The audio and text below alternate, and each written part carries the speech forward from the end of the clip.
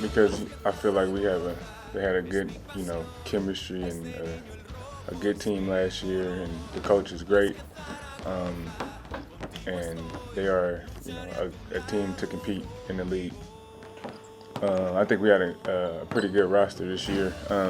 We got it's a roster that can do great things and go far in the ACB. Just all around game. I can make plays for my teammates. I can score the ball, defend, whatever the team or the coach needs from me. I just remember the crowd being, it's a good crowd. They were loud. They were supportive of their team, and just they had great energy.